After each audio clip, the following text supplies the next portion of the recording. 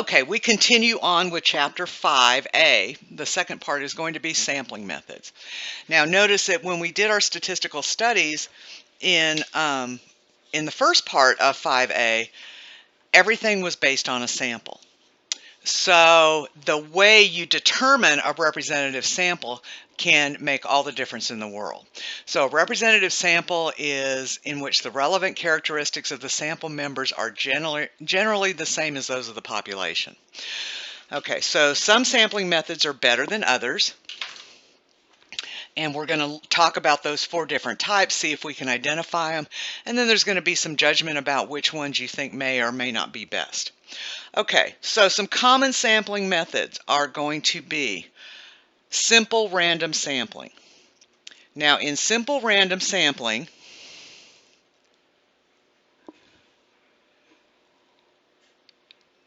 every sample of the same size has an equal chance of being selected.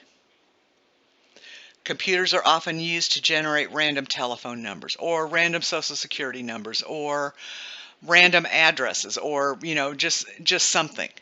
And, so it truly is random. Of course, true randomization, again, that's another one of those, kind of like the whole infinity and the law of large numbers thing, is to be truly random is a very rare and beautiful experience. Okay, then we have convenient sampling. And convenient sampling is where we use results that are readily available. So I call this the easy way. All right, so you could find, just ask the 5 people closest to you or whatever. Stratified or systematic sampling is what some people think of confused with random. They say, okay, well, I'll pick every third person in the row, or I'll pick every house that has that the house number ends in a 3. Something of that nature. It's not random, but it is systematic. And then finally, the last one is stratified. And stratified sampling means where with some thought, they will separate the population into at least 2 groups and then draw a sample from each. There may be a subject where age would make a difference, so you would pick everybody over 35 or under 35. Or where whether you're a male or a female would make a difference, so they would split it into men and women prior to doing the random sample or drawing a sample from each. Okay, but there are some key ideas that you would want to look at when using any kind of sample. And these are things, if you're setting up a study, that you would need to think about. No matter how a sample is chosen, it can only be successful if it is representative of the population. Sometimes all of these methods can work and be truly representative, but it has to be that way. The sample size is important. A large, well-chosen sample has a better chance of being representative than a small one. However, the selection process is even more important. A small, well-chosen sample is likely to give a better result than a large, poorly chosen sample. Okay. And even if the sample is chosen in the best possible way, we can never be sure that it's representative of the population. We can only conclude that it has a strong likelihood of being representative. And we're going to talk more about that in the third part of this when we're talking about a confidence interval. Okay, so we're going to look at some examples and we are going to determine what kind of sampling it represents. The first one here is a television studio is covering local elections. They send 3 reporters out to interview people leaving the polling locations. They go to 3 polling locations closest to the studio and interview the first 10 people that exit. Okay. All right. Now, I would call this, and you guys did a good job of this in class last night, they went to polling locations closest to the studio and interviewed the first 10 people that exited. they didn't put a lot of thought into that. So I would consider this, they just did what was convenient to them. If they had wanted a more representative sample, they would have gone to 3 polling locations in different parts of town. They wouldn't have interviewed the first 10 people. They would have interviewed people at different times of day, or they would have, done every 10th person, or, they would have had a dog with them and whoever the dog wagged his tail at, or, something that other than this just seemed kind of like the lazy way to do it. Okay, a large company is interested in learning its employees' opinions on the new HR policy. They have a computer program select 25 employee ID numbers at random.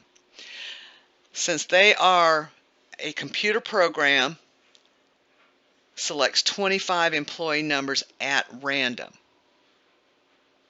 Okay, so I would call this simple random sampling.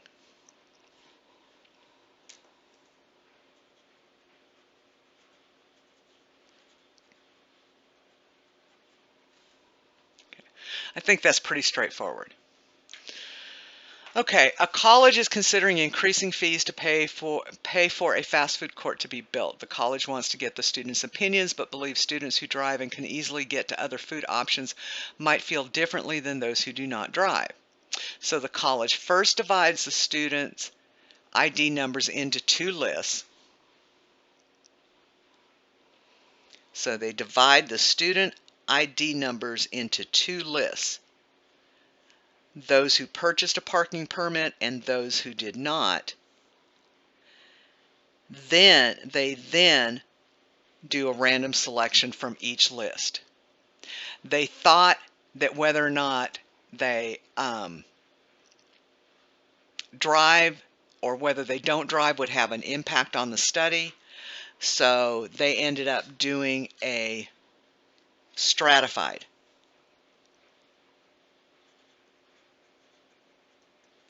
They broke it into 2 groups.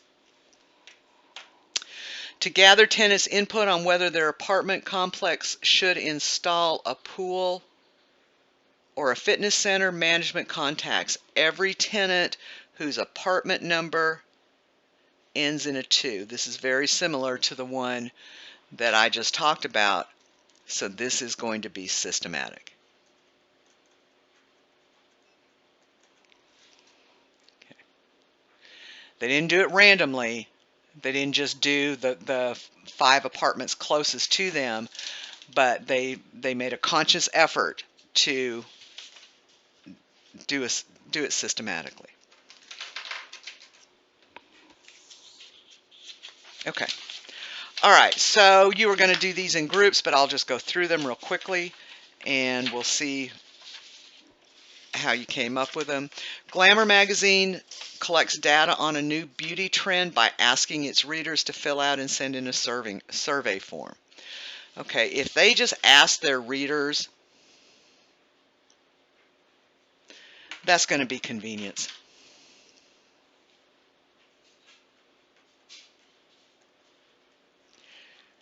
Okay.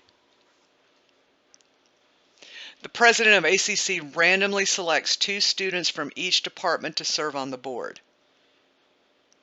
Okay, now this one could be a little bit tricky because there's a random selection, but first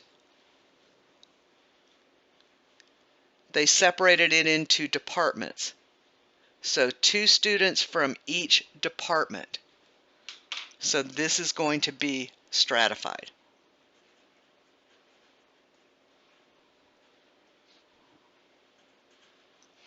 A group of lobbyists has a list of 100 senators. They decide to talk to every 7th senator on the list.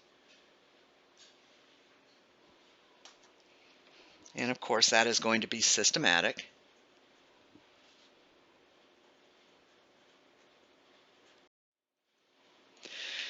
And oranges from an orchard need to be sampled to see if they are sweet enough for juice. They have 25,000 trees, and each tree has at least 500 oranges. the owner of the orchard randomly chooses 800 trees and tests one orange from each tree. So this would be random. Randomly chooses 800 trees and tests one orange from each tree. Now, it doesn't say how they select the orange, but this is going to be simple random.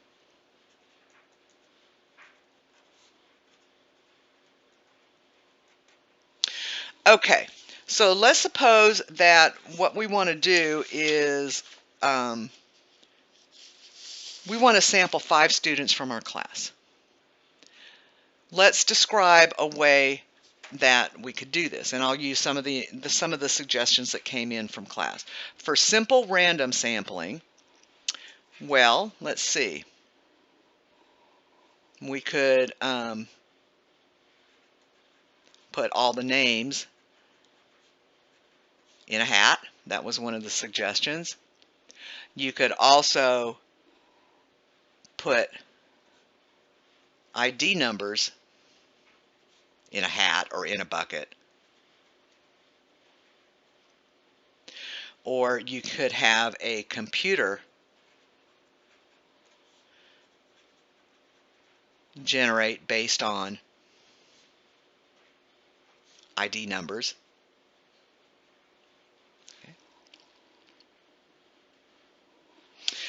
Okay, systematic. Well, since we're doing this online and we're put into groups, systematic is select one person from each group.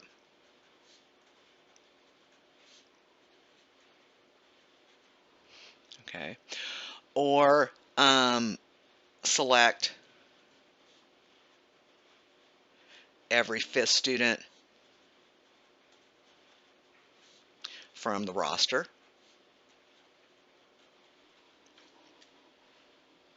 Okay, there are several others. Again, I'm just listing those. Convenient sampling. Okay, well, who is it convenient for? Well, if I'm doing it, I am going to select the first 5 people on the roster. Or I could select the last 5 people to enter classroom.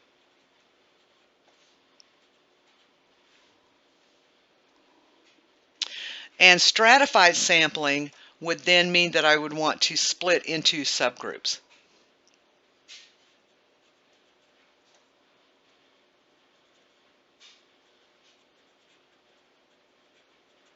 Okay, I could do male and female.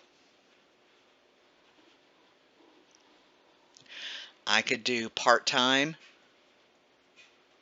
or full-time, depending on what the survey is. Whoops, time. One of the things I said earlier is age, over 25 and under 25.